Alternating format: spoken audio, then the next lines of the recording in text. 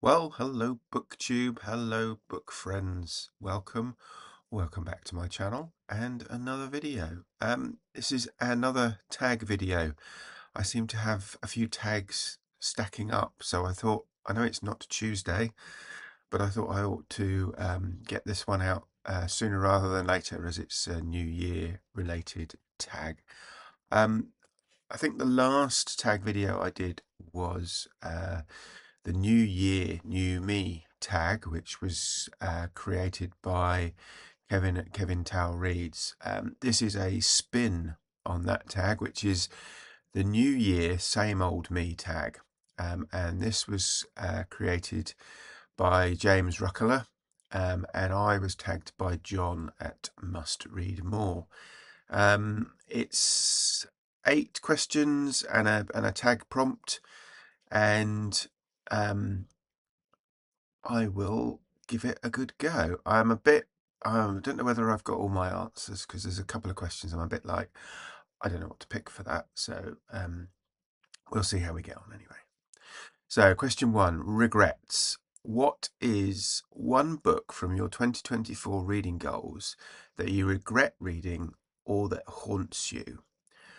I don't think I particularly regret reading any books last year, and I don't think there's one that particularly haunts me, but there was one that I read when I was doing my Read What You Own challenge, which I think because I was doing the challenge, I carried on reading it when probably I should have DNF'd it because I really wasn't enjoying it.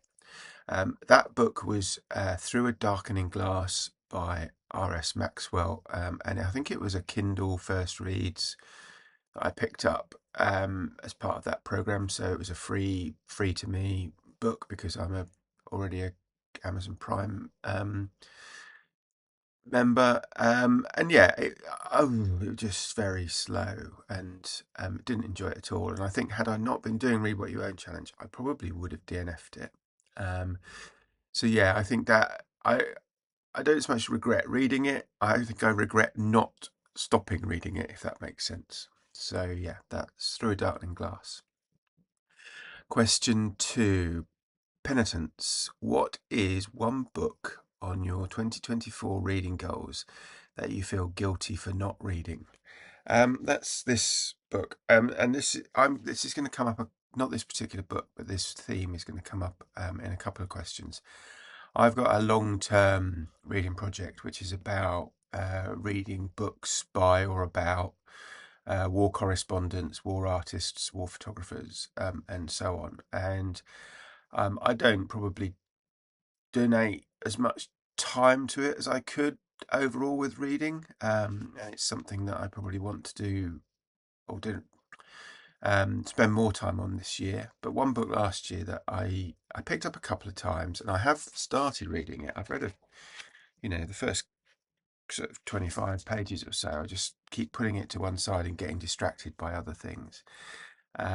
Is a biography of Vasily Grossman, who was a Russian war correspondent with the Red Army during the Second World War. And he was on the front line in a number of battles. And I don't know why, but I just, like I say, I keep picking it up, reading a few pages, putting it down, getting distracted by something else or another book or whatever, and not getting anywhere with it. So there's one book that I've carried forward, and I do feel guilty for not reading this last year because I've had it a little while. I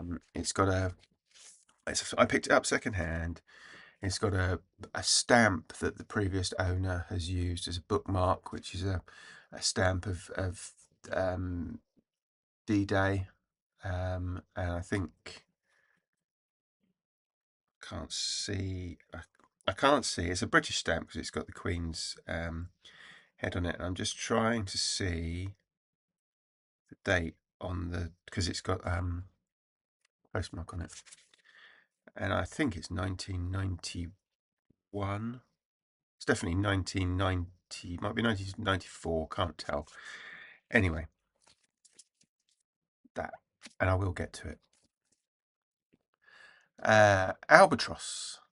Are there any books you had on your 2024 TBR that you are glad to say you won't read in 2025?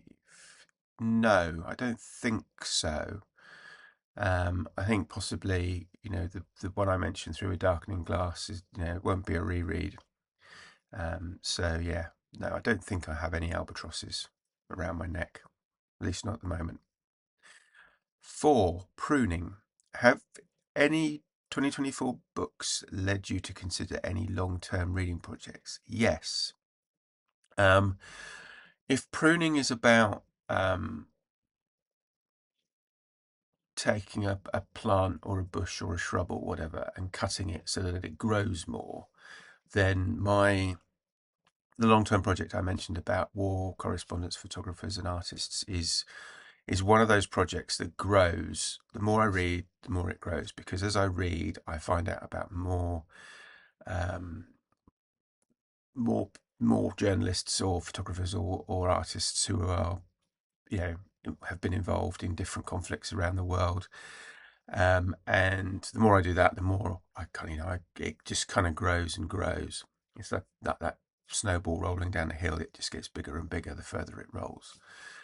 And one book I read last year was Lindsey Hillsum's I Brought the War With Me, which was a mix of her experiences around the world as a foreign correspondent stroke war journalist, mostly in the modern era.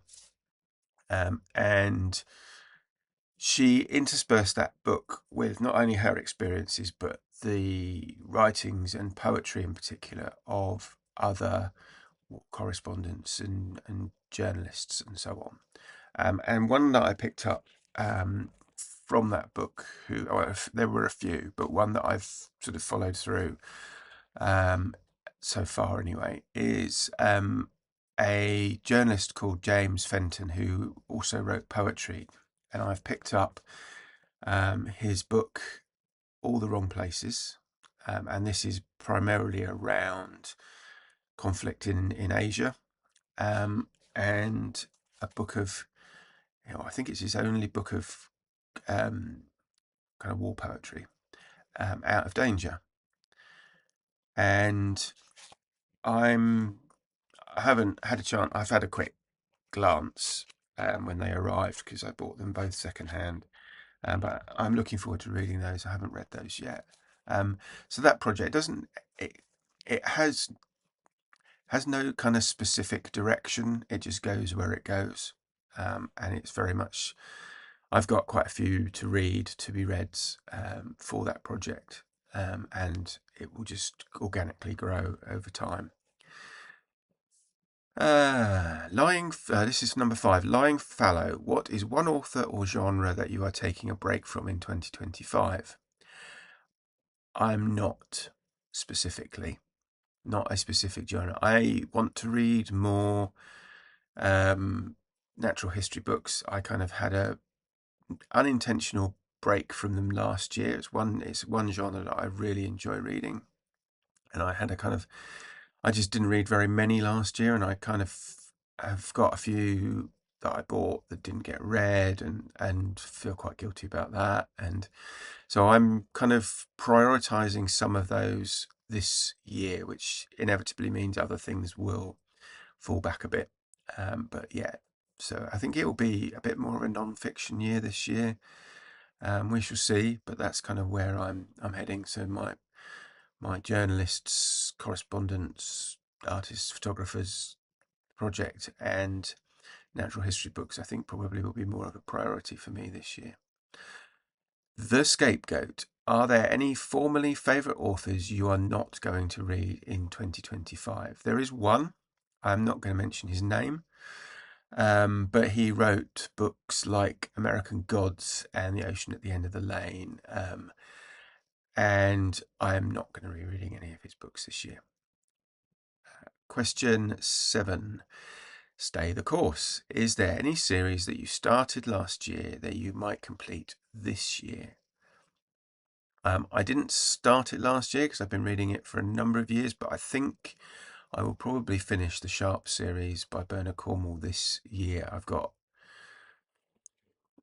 excuse me, I have 2 books left to read in that series. I believe there is another one coming out this year.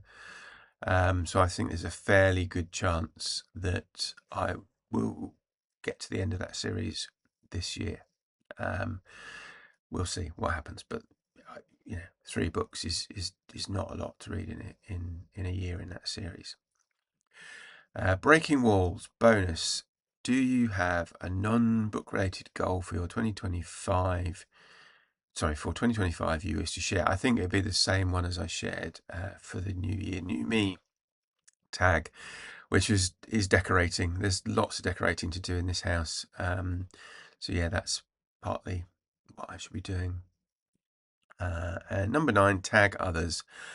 I think quite a few people have already been tagged. So I will leave some tags, I think, in the description when I've had a chance to see who else has already been tagged, because I try not to tag people twice, but I